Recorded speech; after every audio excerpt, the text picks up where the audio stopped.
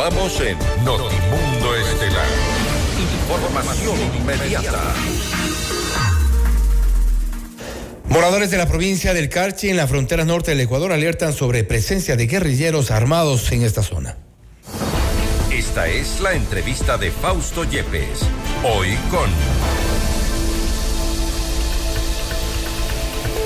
Hacemos contacto a esta hora con Patricio Aro, experto en seguridad, para hablar sobre la infiltración de grupos guerrilleros en nuestro país. Un tema que preocupa, un tema que ha generado también preocupación principalmente en los habitantes de la zona norte del país. Patricio, gracias por estar con nosotros. Fausto Yepes le saluda, bienvenido. Gracias, Fausto. Buenas noches. Un saludo a su audiencia. Siempre es un privilegio estar con usted.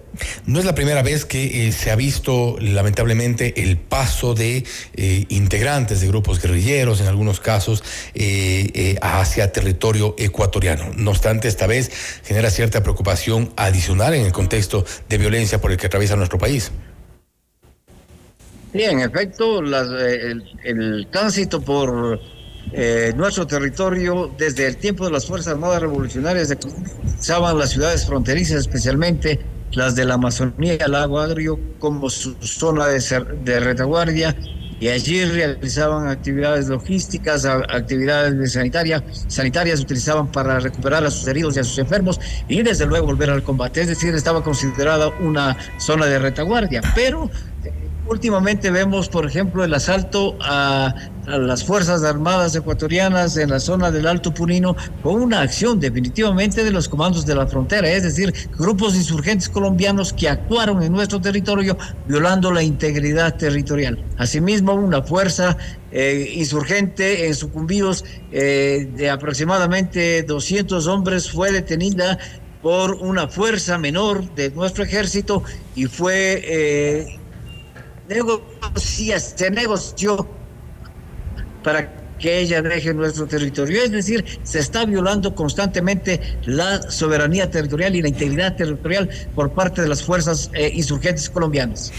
¿Cuál es quizá la debilidad de la seguridad en la frontera norte, tomando en cuenta que se han detectado en lo que va el 2025 al menos 4 infiltraciones, se ha dicho? Tenemos también, a ver si podemos poner a consideración una de las fotografías que ya circularon precisamente en estas últimas horas a través de redes sociales. Son fotografías tomadas por gente, habitantes de la provincia del Carchi, al norte del país. Vemos ahí, son evidentemente personas armadas que están en estas zonas. Falta control, falta quizá lograr bloquear ciertos pasos que son conocidos como pasos clandestinos.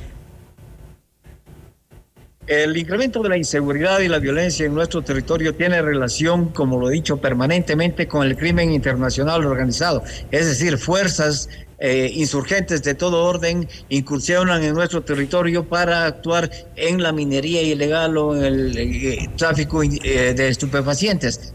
Pero quisiera, y permítame, Fausto, determinar exactamente qué es lo que sucedió, cuál es la lectura que estamos dando del resultado de la participación del pueblo ecuatoriano en ese ejercicio de democracia directa que tuvimos el pasado domingo. En la pregunta A, el pueblo le dice no claramente, casi con un 60%, que es el mismo o menor porcentaje de credibilidad y confianza que tiene la institución armada. Es decir, el pueblo ecuatoriano le está diciendo al gobierno: mire, no queremos fuerzas armadas extranjeras en nuestro territorio, pero sí queremos que las fuerzas armadas ecuatorianas, que tienen toda nuestra confianza, recuperen su capacidad operativa, no se les disminuye el presupuesto y sean incrementadas en sus efectivos, en sus capacidades bélicas, y también sean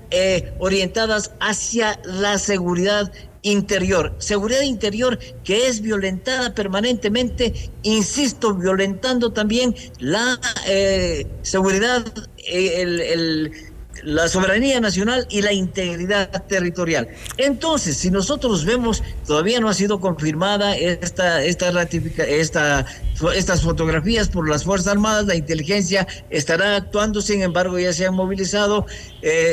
Si esto se ratifica, quiere decir que hay una incursión permanente de fuerzas insurgentes que están actuando en nuestro territorio, favoreciendo las acciones del crimen internacional organizado en temas de minería ilegal, como he dicho, y también del tráfico de estupefacientes. Pero el momento en que hay una amenaza que actúa hacia el interior y también viola la soberanía y la integridad territorial, como en el sistema penitenciario, por ejemplo, como en la minería ilegal, donde las grandes extensiones de territorio son explotadas ilegalmente, entonces se orienta el esfuerzo hacia esos objetivos y esas acciones que está realizando la insurgencia y las fuerzas ilegales en nuestro territorio.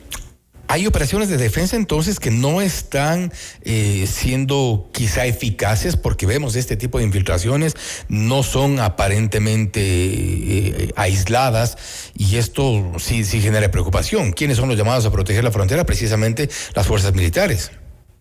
Desde luego, la prioridad número uno de las Fuerzas Armadas y lo que establece la Constitución es precisamente garantizar la integridad territorial, y la integridad territorial se empieza a garantizar en el límite político internacional, norte o sur o amazónico. El límite político internacional ha sido, no diría descuidado, pero ha sido reducido en sus capacidades operativas para atender las amenazas de seguridad que se dan al interior. Por eso se hace necesario que sean reforzadas las Fuerzas Armadas, por eso se hace necesario el incremento de efectivos, es decir, para no atender con fuerzas extraídas de una área de operaciones a otra área de operaciones, posiblemente con las mismas características de vulnerabilidad. La protección de fronteras es una responsabilidad exclusiva de las Fuerzas Armadas, tanto en tierra, en mar y en aire. Esa protección de fronteras, el momento que se permite la infiltración de fuerzas enemigas, está fallando. Está fallando, y eso es lo que preocupa, porque no es exclusivamente un tema relacionado al presupuesto. Si bien se requiere más capacidad, como se requiere en todas las áreas en las que tenemos urgencias en el país, salud, educación, evidentemente la seguridad, pero algo está fallando también, porque que se infiltren de esa manera no es un tema únicamente, podemos tener toda la confianza en las Fuerzas Armadas, pero si no hay esa respuesta para evitar lo que estamos viendo, hay un estado de indefensión también. Pues si no hay el número de efectivos suficiente en Fuerzas Armadas, si no hay el armamento necesario en Fuerzas Armadas, si no hay el suficiente apoyo aéreo en Fuerzas Armadas, desde luego no puede también atenderse ese tipo de necesidades, y no va a haber esa respuesta. Pero tampoco hay una ejecución presupuestaria adecuada.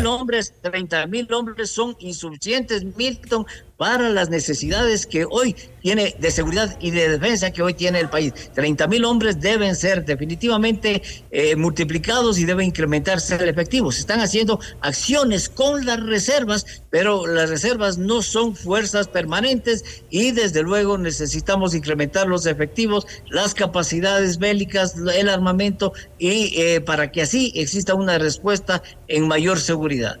¿O es un problema de estrategia? No es de estrategia, simplemente se ha retirado o se han extraído fuerzas de un área operativa en donde no había mayor amenaza. Hoy, desde luego, frente a estas circunstancias, a estas evidencias de la amenaza en la frontera, tienen que volver las fuerzas que están actuando al interior a esos teatros de operaciones para que actúen evidentemente en contra de esas amenazas que están incursionando en nuestro territorio. Uno de los problemas que se ha señalado históricamente, y usted los conoce perfectamente bien, es que muchos de estos ciudadanos, la gente que está del otro lado, tienen esta doble actividad, tanto en Colombia como en Ecuador. No necesariamente son lugares de paso para descanso, pero incluso muchos de ellos tienen dentro de una misma familia nacionalidad ecuatoriana, nacionalidad colombiana. Esta situación sí ha generado complicación el momento de hacer los registros, por ejemplo, cuando están patrullando en la frontera norte. ¿Cuánto puede incidir esto hoy en las imágenes que vemos?